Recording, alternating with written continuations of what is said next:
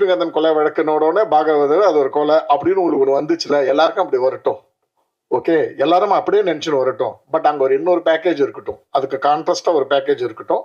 அதுல இருந்தும் ஒரு 3 வருஷத்துக்கு முன்னாடி 69ல இருந்து அவனுடைய கதையை வந்து அந்த 2 மணி நேரம் கேப்ல அவனுடைய கதையை சொல்லிட்டு போற ஒரு டிராவல் தான், ஒரு நான் லீனியர் படம் தான் இது. இப்போ ஒரு சிறுமி பாலியல் பலாத்காரம் ஆயிருக்கிற ஒரு விஷயத்த ஒரு 5 பேர் நம்ம டிஸ்கஸ் பண்றப்ப 5 பேரும் அவன் கையில கிடைச்ச சாவடிக்கணும்டா, ஒரு குழந்தைய போயிட்டு அப்படின்னு ஒரு பார்வை தான் பொதுவா வரும். ஒரு மரண தண்டனைன்றது வந்து என்னால தண்டனையா பார்க்க முடியல. மரண தண்டனைன்றது வந்து என்னால வந்து ஒரு கொலையாதான் பார்க்க முடியுது. அது நீங்க வந்து நம்ம ஆர்குமெண்டா பேசுறதா இருந்தா நான் என்னுடைய ஆர்குமெண்ட்ஸ் என்னென்ன இருக்கோ அதை அந்த படத்துல வச்சிருக்கேன். படத்தோட எண்ட்ல கன்க்ளூட் பண்றப்ப கூட ஒரு விஷயத்த ரொம்ப கிளியரா சொல்லியிருக்கேன். என்னன்னா, இது மரண தண்டனை வேண்டுமா வேண்டாமா அப்படின்றதுக்கான படம் தானே தவிர எதையுமே நியாயப்படுத்துற படம் கிடையாது. திருடன் ஆயிட்டேடா, நாளைக்கு உன் பையனும் திருடன் ஆயிட்டா உனக்கு வெக்கமா இருக்காதா, உனக்கு அசிங்கமா இருக்காதா அப்படின்னு வெற்றி சார் கேட்பாரு. அதுக்கு அந்த கேரக்டர் பதில் சொல்லணும். ஒரு அரசியல்வாதியோட பையன் அரசியல்வாதியா ஆகிறப்ப வராத வெக்கம் ஒரு திருடனோட பையன் திருடன் ஆகிறப்ப ஏண்டா வரணும்னு கேட்பாரு. தூக்கு தண்டனை பத்தி பேச போறோம். அது வந்து நான் அறிவு கிட்ட எழுத வைக்கலாம் சார் அப்படின்னு சொல்லிட்டு நாங்க 2 பேருமே கொஞ்சம் அறிவு கிட்டத்தனமா யோசித்தோம். அது நடக்கவே இல்லை.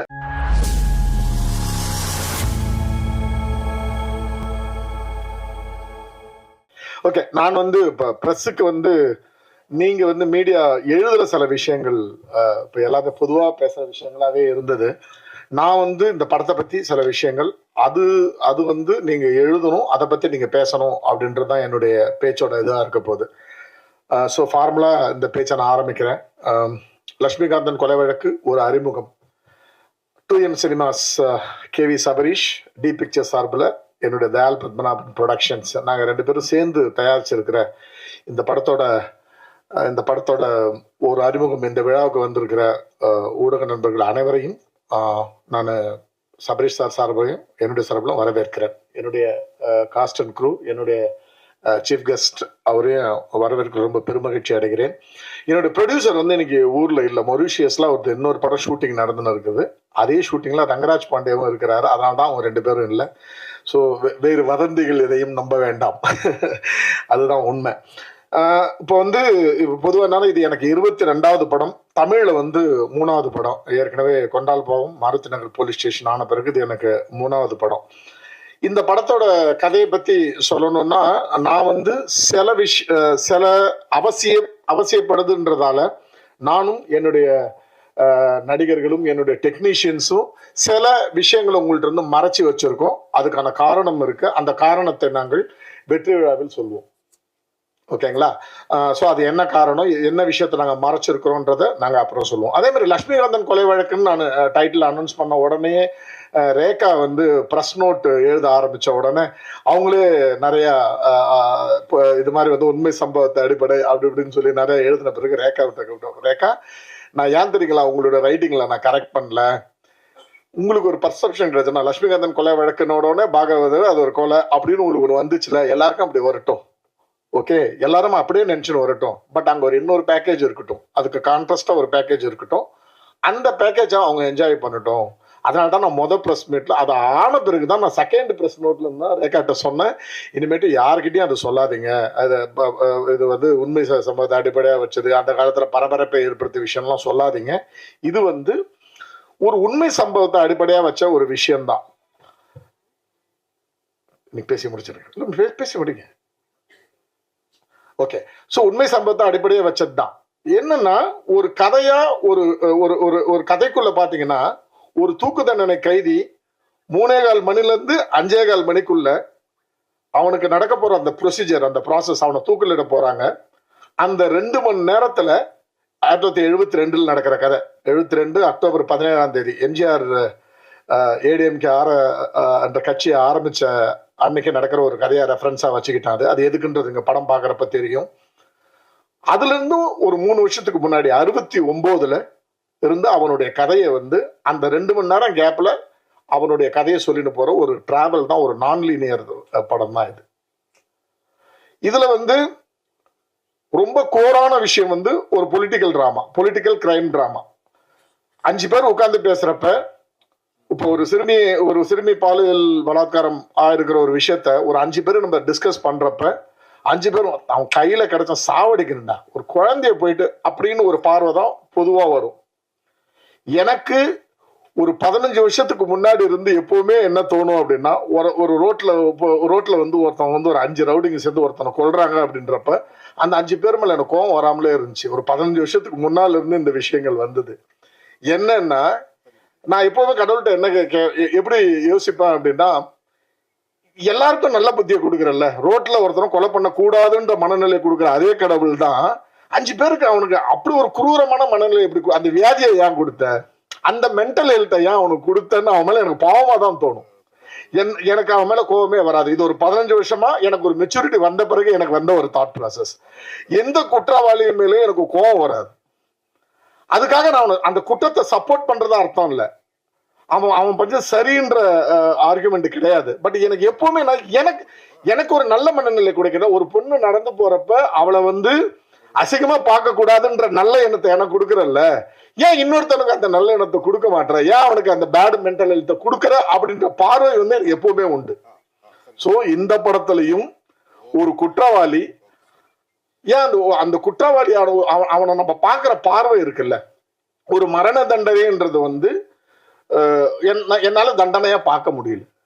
மரண தண்டனைன்றது வந்து என்னால வந்து ஒரு கொலையாதான் பார்க்க முடியுது. அது நீங்க வந்து நம்ம ஆர்குமெண்டா பேசுறதா இருந்தா நான் என்னுடைய ஆர்குமெண்ட்ஸ் என்னென்ன இருக்கோ அதை அந்த படத்துல வச்சிருக்கேன். ஆனால் மரண தண்டனை தவறு, இது வந்து ஒழிக்கப்பட வேண்டும், இப்படி எந்தவித நீதியோ போதனையோ அதை நான் திணிக்கல. அதர் சைட்ல மரண தண்டனை ஏன் வேணும்ன்றதையும் வச்சிருக்கேன். இப்ப என் கூட இப்ப 2 பேர் பேசுறப்போ ஒரு கான்வர்சேஷன் வரும் இல்லையா, அந்த கான்வர்சேஷனையும் வச்சிருக்கேன் அதர் சைட்ல. அதே மாதிரி படத்தோட எண்டில் கன்க்ளூட் பண்றப்ப கூட ஒரு விஷயத்த ரொம்ப கிளியரா சொல்லியிருக்கேன். என்னன்னா, இது மரண தண்டனை வேண்டுமா வேண்டாமா அப்படின்றதுக்கான படம் தானே தவிர எதையுமே நியாயப்படுத்துற படம் கிடையாது. எண்டுல வேணுமா வேணாமான்றதை நீங்க சொல்ல குரல் தான் அதுக்கு மாற்றத்துக்கான ஒரு வழின்ற மாதிரி ஒரு விஷயத்த சொல்லி படத்தை முடிச்சிருக்கேன். இதுல அழகான ஒரு காதல் கதை இருக்கு, நல்ல ஒரு அம்மா சென்டிமெண்ட் இருக்கு. இதுல 2-3 விஷயங்களை மட்டும் நான் சொல்ல விரும்புறேன். ஒண்ணு என்னன்னா, அது கதையோட களத்தை பத்தி சொல்லிட்டேன். ஆக்டர்ஸை பத்தி சொல்றப்ப நான் வந்து என்கிட்ட எப்பவுமே ஆரவ் சார் சொன்ன மாதிரி, நான் ஒரு டைம்ல ஒரு ஹீரோ மட்டுமே, ஒரு ஆக்டர், நான் ஹீரோ அப்ரோச் பண்ண மாட்டேன். எப்பவுமே எந்த ஹீரோவையும் அப்ரோச் பண்ண மாட்டேன், ஆக்டர்ஸ் தான் அப்ரோச் பண்ணுவேன். நான் எனக்கு பிடித்த நடிகர்களை நான் இது பண்ண தவிர நட்சத்திரங்களை நான் எப்பவுமே அணுக மாட்டேன். ஸோ நான் வந்து எப்படின்னா, ஒரே டைம்ல ஒரு 5-6 பேருக்கு கதை அப்ரோச் பண்ண இருப்பேன். ABCDன்னு அப்ரோச் பண்ணினே இருக்கிறப்ப அதுல ஆரவ் சாரும் ஒருத்தாரு. இந்த கதையை வெற்றி சார்ட்ட சொல்லிருந்தப்ப பேர்லாம் நான் ஆரோக்கிட்டே அந்த கதையை சொன்னப்ப எனக்கு நான் அப்ரோச் பண்ணதுலேயே 2 பேர் தான் கிளாரிட்டியா எனக்கு சொன்னோம். ஒன்னு வெற்றி சார், இன்னொரு ஆரவ். மிச்சம் எல்லா ஹீரோக்கிட்டையும் ஒரு கன்ஃபியூஷன்.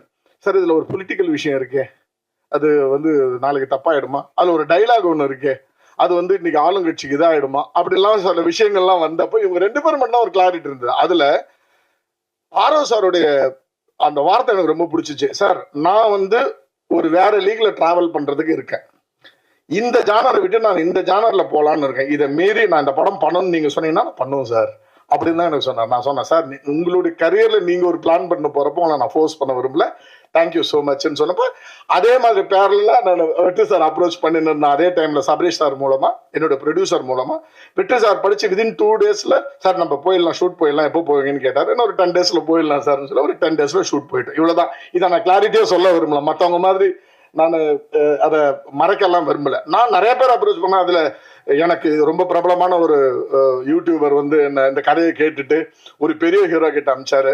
அவர்கிட்ட காலில் விழாத குறையா சொல்லிட்டேன், நான் ஹீரோ கிட்ட படம் பண்ண மாட்டேன் சார், நான் எனக்கு ஆக்டர்ஸா இருந்தா படம் பண்றேன், பெரிய ஹீரோட்ட நான் போக மாட்டேன், அவங்களுடைய மெசேஜுக்கு அவங்க காலுக்கு வெயிட் பண்ற பொறுமை எனக்கு கிடையாது, அவ்வளவுதான். அது அவங்கள சொல்லி குற்றம் கிடையாது. இதுதான் இந்த ஹீரோ வெற்றி சார் உள்ள வந்த ஒரு விஷயம். ஆரவ் சார் எதுக்கு இங்க நம்ம சீஃப் கெஸ்ட்? நான் ஆக்சுவலா ஆரவ் சார் வந்து டு பி ஆனஸ்ட் ஒரு ஃபோன் கூட பண்ணல. நான் ஒரே ஒரு மெசேஜ் நேற்று, சார் கேன் ஆஸ்க் எ ஃபேவர்னு நேற்று தான் மெசேஜோ போட்டேன்.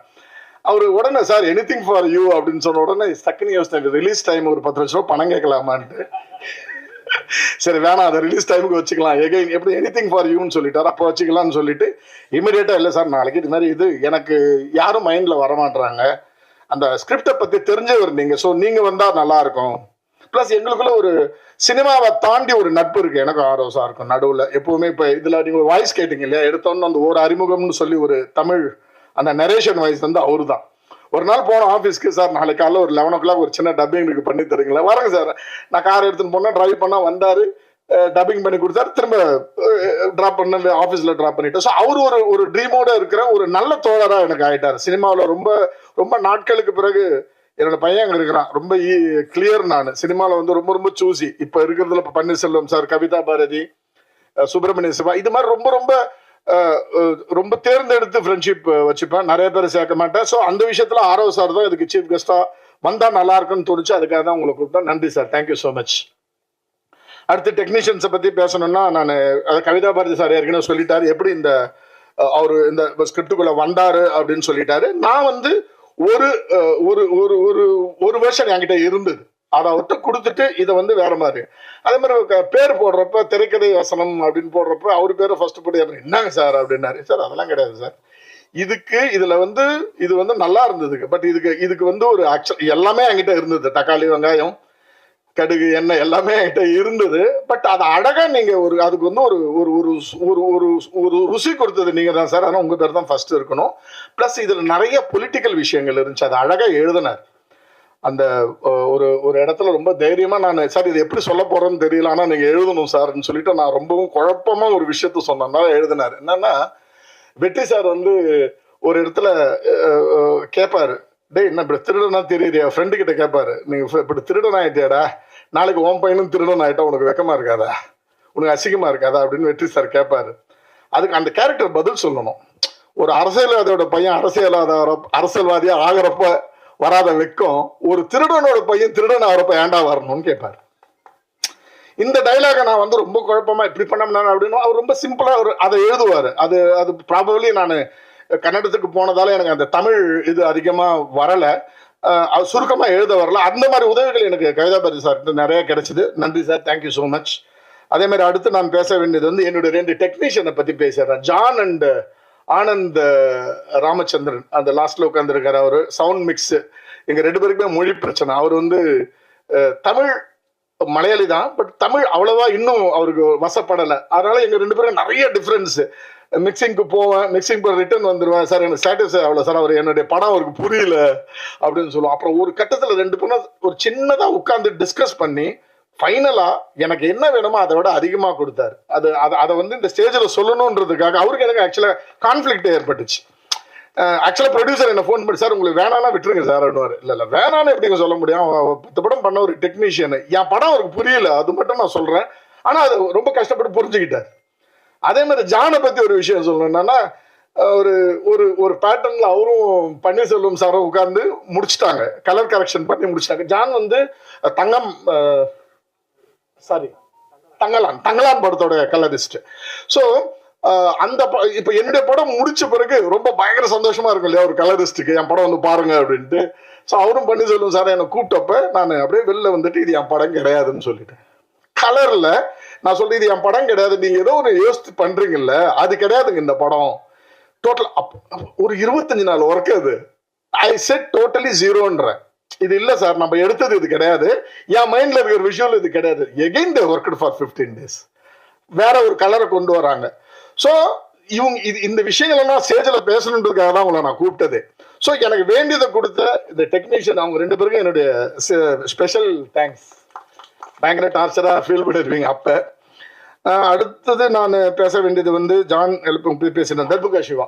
ஓகே, நான் முத போயிட்டு இந்த விஷயத்த நான் தர்புகா சிவா கிட்ட இந்த மாதிரி படம் பண்ண போறோம் அப்படின்னு சொன்ன உடனே அதே அவர் சொன்ன மாதிரி இந்த சாங்கை எப்படி வைரல் பண்ணலாம், லிரிக்ல என்ன கொண்டு வரலாம், ஜிங்கினுக்கா சிக்கா அது மாதிரி எல்லாம் கொண்டு வரலாமா, இப்படி எல்லாம் எந்த பேச்சுமே வரல. நான் சொன்னேன் சார் ஒரு டூயட் இருக்கு, அது வந்து பாரதியார் பாடல், ஒரு அம்மா சாங் இருக்கு, அது பாரதிதாசன் பாடல், இன்னொரு சாங் ஒரு நம்ம இந்த படத்தோட தீமை பத்தி பேச போறோம், தூக்கு தண்டனை பத்தி பேச போறோம், அது வந்து நான் அறிவு கிட்ட எழுத வைக்கலாம் சார் அப்படின்னு சொல்லிட்டு நாங்க 2 பேருமே கொஞ்சம் அறிவு கிட்டத்தனமா யோசித்தோம்.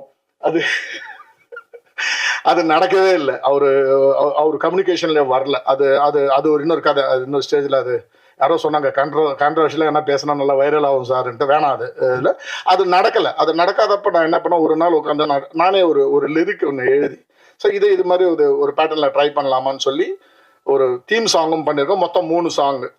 பாரதியார் பாடல் ஆதலினால் காதல் செய்வரை வந்து எல்லாம் அந்த ஒரு லைனை தான் யூஸ் பண்ணியிருப்பாங்க. நாங்கள் வந்து அந்த முழு பாடலையே உபயோகப்படுத்திருக்கிறோம். அடுத்தது முத்தம் கொடு முத்தம் கொடு பாரதிதாசன் பாடல் உபயோகப்படுத்திருக்கோம். ஒரு தீம் சாங் இருக்கு, 3 சாங். அதே மாதிரி பேக்ரவுண்ட் ஸ்கோரில் வந்து பார்த்தீங்கன்னா, நான் அவருக்கு சொன்னேன், எனக்கு வந்து நான் ஜென்ரலாக ஒரு 20-25 நாளில் பேக்ரவுண்ட் ஸ்கோர் முடிச்சு கொடுத்துடணும் அப்படின்னு. பட் அவர் இல்லை எனக்கு ஒரு மாதம் ஆகும்னு சொன்னார். ஒரு 2 மாதம் எடுத்துக்கிட்டார் டோட்டலாக. படம் வந்து ஆக்சுவலாக ஒரு மார்ச்லேயே ரெடியாக இருந்திருக்கணும். ஒரு ஏப்ரல் வரைக்கும் ஆனதுக்கான காரணம் வந்து தர்புகா சிவா என்னன்னா பயங்கர பர்ஃபெக்ஷனிஸ்ட். அவருக்கு சாட்டிஸ்ஃபை ஆகாமல் நீங்கள் என்னதான் அவரை ஃபோர்ஸ் பண்ணாலும் ரெடி ஆயிடுச்சுன்னு கொடுக்க மாட்டாரு. அதில் வேற என்னுடைய கரெக்ஷன்ஸ் இதெல்லாம் சேர்ந்து ரொம்ப பர்ஃபெக்டான சுப்பிரமணிய சிவா மாதிரி இன்னைக்கு அந்த படம் வந்து நாங்கெல்லாம் பார்க்குறப்ப ரொம்ப எக்ஸைட்டிங்காக இருக்கிறோம்னா அதுக்கு மெயின் ரீசன் வந்து Darbuka Siva. Thank you so much sir. அடுத்தது என்னுடைய எடிட்டர் பூபதி. இப்போ நம்ம கியூப் ஓனர் ஜெயேந்திரா சாருடைய படம் அவர் பண்ணின்னு இருக்காரு. ஏற்கனவே அஸ்திரம்னு ஒரு படம் பண்ணாரு. இவரை நான் சூஸ் பண்ணது வித்தின் 5 minutes சூஸ் பண்ணேன். ஆக்சுவலா எப்படின்னா, ஷான்னு சொல்லி பொம்மை நாயகி டேரக்டர்கிட்ட பேசினிருந்தேன். அது பேசுனப்ப இது மாதிரி நான் அஸ்திரன் ஒரு படம் பார்த்தேங்க, செம்மையா இருந்துச்சு எடிட்டிங்கு, அந்த பையன் கிடைச்சா நான் அவங்க கூட ஒர்க் பண்ணுங்க. ஆமாங்க, என் ஃப்ரெண்டு தாங்க, அது பூபதி எங்க இருக்கீங்க அப்படின்னு கூப்பிட்டாரு. வந்தாரு, அவர் எடிட்டர் ஆயிட்டார். ரொம்ப எக்ஸலண்டான ஒரு இது. எனக்கு ஒரு ஜென்ரலா எடிட்டர்ன்றப்போ ஒரு சர்வாதிகாரம் இருக்கும் டைரக்டர் கிட்ட. நான் சொல்றதை நீ கட் பண்ணு அப்படின்னு ஒன்று இருக்கும்.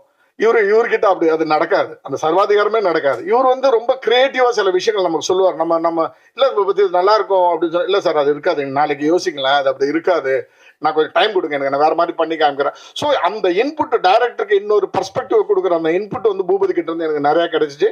அண்ட் ஐ அஷ்யூர் தட் என்னுடைய ஃபியூச்சர்ல அவரே என்னை விட்டு போற வரைக்கும் அவர் தான் என்னுடைய படத்துல எடிட்டரா இருப்பார்.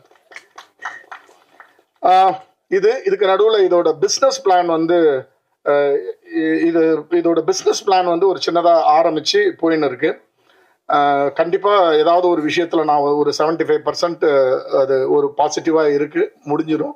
எல்லாம் நல்லபடியாக முடிஞ்சால் ஜூன் 26 படத்தை ரிலீஸ் பண்ண பிளான் பண்ணின்னு இருக்கோம். Probably within a week or 10 days நான் அந்த டேட்டை அனௌன்ஸ் பண்ணுவோம். ஆசச் இப்போதைக்கு நான் வந்து ஜூன் 26 ரிலீஸ்ன்ற மாதிரி பிளான் பண்ணியிருக்கேன். இதை தவிர ஏதாவது விட்டுட்டேனான்னு தெரியல. அது கேமராமேன் அதுதான். ஓகே, பன்னீர்செல்வம் சார் வந்து எனக்கு அதான் கொண்டால் பாவத்தோட ஒரிஜினல் ஆக்கராலா ராத்திரி டைம்ல இருந்து எனக்கு நல்ல ஒரு நண்பரானாரு. படம் பண்ணது அப்புறம் ஆஸ் யூஷுவல் நான் ஏற்கனவே கொண்டால் பாவம் இதுலேயே உங்களுக்கு சொல்லியிருக்கேன். எனக்கு வந்து யங்ஸ்டர்ஸ் கூட கேமராமேனு யங்ஸ்டர்ஸ் கூட ஒர்க் பண்ணுறது வந்து பயங்கர டிஸ்கம்ஃபர்ட். எனக்கு வந்து கொஞ்சம் சீனியரான கேமராமேன் இருந்தால் என்னுடைய வே ஆஃப் ஒர்க்கிங்க்கு மெச்சூரிட்டியான கதைங்களுக்கு கரெக்டாக இருக்குன்றதால, அதே மாதிரி அவங்கள்ட்ட இருந்து நான் நிறைய கத்துக்கணுன்ற ஆசை எனக்கு இருக்கு. செழியன் சார் கிட்ட தான் நிறைய கத்துக்கிட்டேன். கொண்டால் பாவம் படத்துல செழியன் சார் கிட்ட தான் நான் நிறைய கத்துக்கிட்டேன். ஸோ எனக்கு வந்து ஒரு பேராசை, அவ்வளவுதான். இன்னொரு சீனியர் கேமராட்ட ஒர்க் பண்றப்போ அவர்கிட்ட இருந்து நிறைய கத்துக்கலாம் அப்படின்ட்டு. அதுக்காக ஒரு அடுத்த படத்துல இன்னொரு சீனியர் கேமரா நான் போக மாட்டேன், அவர் தான் அடுத்த படமும் பண்ணுவாரு. நான் ஜென்ரலா சொல்றேன், அதுல வந்து ரொம்ப ஈஸியா என்கிட்ட அதான் மாத்தவன் என்கிட்ட கேட்டு வந்தார், எப்படி உங்களால ஒரு சீக்கிரம் படம் பண்ண முடியுதுன்ட்டு. எனக்கு ஜென்ரலாக ஒரு பழக்கம் ஒன்று வந்திருக்கு. ஸ்டேஜிங்னு சொல்லி ஒரு ப்ராசஸ் நான் யூஸ் பண்ணுறேன். என்னென்னா, ஒரு படத்தோட லொக்கேஷன் ஒரு 12 லொக்கேஷன் இருக்குன்னா, cameraman team, art director team, direction team plus ப்ரொடக்ஷன்லேருந்து ஒருத்தரை கூப்பிட்டு அந்த 12 லொக்கேஷன்லேயும் 60 சீன் இருக்குன்னா 60 சீனையும் நான் நடிச்சு காமிச்சிருவேன் வித் த டீம். 3 நாள் இருந்தால் 3 நாளும் அந்தந்த லொக்கேஷனுக்கே போயிட்டு நடிச்சு காமிச்சிடுறது. இதான் சார் 60 சீன் நான் இப்படிதான் எடுக்க போறேன் அப்படின்ட்டு. அப்ப என்ன ஆயிடும்னா, த ஹோல் யூனிட் வந்து எஜுகேட் ஆயிருக்கும், நாலேஜ் ஆயிருக்கும். அப்ப நம்ம போய் இது பண்றப்ப நம்ம சார் இங்க கேமரா வச்சு இங்க ட்ராலி இந்த கதைங்களே இருக்காது. காலைல போனோன்னா சார் அந்த ஃபர்ஸ்ட் ஷாட்டுக்கு ரெடி ஆயிட்டேன்னு அவர் சொல்லுவாரு. அசோசியேட் டைரக்டர் அவர் எல்லாருமே எஜுகேட் ஆயிருப்பாங்க. அதுதான் இங்க சீக்ரெட்டை தவிர வேற எதுவும் ஸ்பெஷலா நான் ஸ்பீடா பண்றதுக்கு எந்த காரணமும் கிடையாது. ப்ரிப்பரேஷன் நல்லா இருக்கும், எல்லாருக்கும் எல்லாமே தெரியும். ஒரு மறைச்சி இல்லை அப்புறமா வந்து சொல்கிறேன் அதெல்லாம் இருக்காது, கிளாரிட்டி இருக்கும், அவ்வளோதான். ஸோ பன்னீர்செல்வம் சாருக்கு என்னுடைய மனமார்ந்த நன்றி. இந்த இதில் வந்து மற்றபடி எனக்கு ஆக்டர்ஸில் வந்து மதன் சார், நான் ஒரே ஒரு ஃபோன் கால் வந்து சார் ஒரே ஒரு சீனு சார் ஒரே ஒரு சீன் இல்லை சார், கதை உங்கள்கிட்ட இருந்தால் ஆரம்பிக்குதுன்னு சொல்லி ஃபோன்லேயே சொன்னேன், டக்குன்னு ஒத்துக்கிட்டார்.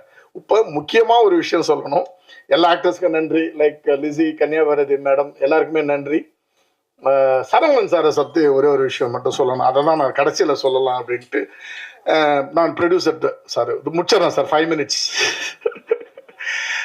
ஸோ சரவணன் சார் வந்து எனக்கு ப்ரொடியூசர் வந்து இந்த கேரக்டருக்கு அவர் இருந்தால் ரொம்ப நல்லாயிருக்கும் அப்படின்னு சொன்னப்போ சரவணன் சார் ப்ரொடியூசரே பேசி நீங்கள் வேணால் சரவணன் சார் பேசுங்க அப்படின்னு கேட்டேன். சரவணன் சார்கிட்ட நான் பேசினப்போ ஒரு நாளைக்கு 100 ரூபான்னு வச்சுப்போமே, ஒரு பேச்சுக்கு சொல்கிறேன், அவருடைய சம்பளம் வந்து 100 ரூபா ஒரு நாளைக்கு.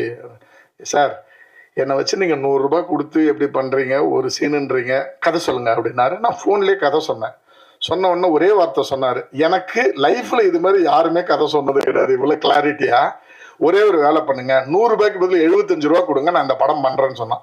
ஸோ உங்கள் எல்லாருக்குமே ஒரு விஷயம் என்னன்னா, 75 ரூபாய்க்கு அவர் பண்ணாருன்றது மட்டும்தானே அதோட கிளைமேக்ஸ். என்னன்னா, ஒரு நாள் பண்ணாதீங்க டைரக்டரை, 2 நாள் பண்ணுங்க, இன்னும் சீன்ஸ் இதுக்கு எடுங்க அப்படின்னு சொன்னார். சம்பளத்தையும் கம்ப்ளீட் பண்ணி இன்னொரு நாள் நான் சேர்த்து கொடுக்குறேன், இன்னும் சீன்ஸ் எடுங்க அப்படின்னு சொன்னார். Thank you so much sir. இது ரொம்ப ரொம்ப ரேர் இது மாதிரியான விஷயங்கள். இதில் சம்பளம் இதெல்லாம் நமக்கு தெரிஞ்சதில்லை. அதே மாதிரி இந்த டைமில் நான் ரங்கராஜ் பாண்டே பற்றி பேசி ஆகணும். வெற்றி சாருக்கு ஈக்குவலான கேரக்டர் ரங்கராஜ் பாண்டே இந்த படத்தில். அதை வந்து ஃபிக்ஸ் பண்ணி கொடுத்ததும் சுப்பிரமணிய சிவா சார் தான். அவரும் அதே மாதிரி தான், ஒரு அமௌண்ட்டு ஃபிக்ஸ் பண்ணுறோம், அமௌண்ட்டு ஃபிக்ஸ் பண்ணி படம் நடிச்சுட்டு போகிறாரு. ஒரு நாள் முன்னாடியே ஷூட்டிங்கை முடிச்சிடுறேன், உங்களுக்கு ஒரு சின்ன கிஃப்ட்டு அப்படின்னாரு. என்ன சார் அப்படின்னு கேட்டேன். கிட்ட போனோன்னே நான் பேசின காசில் 2 லட்ச ரூபா திருப்பி கொடுத்துட்றேன் அப்படின்னு சொன்னார். எதுக்கு சார் அப்படின்னா, இல்லை நீங்கள் சொன்னதை விட கம்மியான நாளில் எடுத்துட்டீங்க, எனக்கு அவ்வளோ பணம் வேணான்னு சொல்லிட்டு, அவர் எவ்வளோ பணம் வேணான்றது வேணாம். ஸோ 2 லட்ச ரூபாய் எடுத்துன்னு போயிட்டு வெளியில் போயிட்டு ப்ரொடியூசர் கிட்ட ட்ரான்ஸ்ஃபர் பண்ணிட்டு அவர் பாட்டுன்னு போயிட்டார். ஸோ எல்லாருமே வந்து பயங்கர கோஆப்ரேட்டிவ், அந்த படத்தை புரிஞ்சுக்கிட்டு அதில் இருக்கிற அந்த பொருளாதாரத்தை புரிஞ்சுக்கிட்டு எனக்கு கோஆப்ரேட் பண்ணியிருக்கீங்க. ஸோ எல்லாருக்குமே நன்றி. கலை, நர்மதா மேடம், கன்னியாபாரதி மேடம், எல்லாருக்கும் யாராவது மிஸ் பண்ணியிருந்தேன்னா மன்னிச்சிருங்க. இப்போ இந்த ப்ரெஸ் மீட்டை பொறுத்த வரைக்கும் எனக்கு ஒரே ஒரு விஷயம் என்னன்னா, ஒரு சின்னதாக இது ஒரு லிட்ரேச்சர் வேல்யூவை ஞாபகப்படுத்துகிற உங்களுக்கு எல்லாருக்கும் ஞாபகப்படுத்தணுன்றதுக்காக ரேகா என்னுடைய பிஆர்ஓ கிட்ட வந்து ஒரு விழுப்புரம் சிறுகதைகள்னு சொல்லி அன்பாதவன் எழுத்தாளர் அன்பாதவன் தொகுத்த ஒரு சிறுகதையோட தொகுப்பு இருக்கு. அந்த புக்கு ஒரு 100 புக்கு கொடுத்துருக்கேன். படிக்க ஆர்வம் இருக்கிறவங்க, படிக்க இன்ட்ரெஸ்ட் இருக்கிறவங்க அந்த புக்கு வாங்கிக்கலாம். அதில் என்னுடைய ஒரு சிறுகதை இருக்கு, 158வது பேஜில் ஏதோ ஒன்றில், எங்கு தொடங்கி எங்கு முடியும்னு சொல்லி என்னுடைய சிறுகதை இருக்கு, அதில் படிங்க. ரொம்ப நன்றி. இந்த படம் வந்து ஒரு கண்டிப்பாக வந்து பேசக்கூடிய ஒரு படமா இருக்கும். நம்ம நிறைய பேசுவோம். நம்ம இந்த கொஸ்டின் ஆச்சரியம் ஏதாவது இருந்துச்சுன்னா, போர் அடிக்காம உங்களுக்கு கேட்கணும்னு தோணுச்சுன்னா கேளுங்க, ஒரு 5-10 minutesல முடிச்சுக்கலாம். Thank you so much.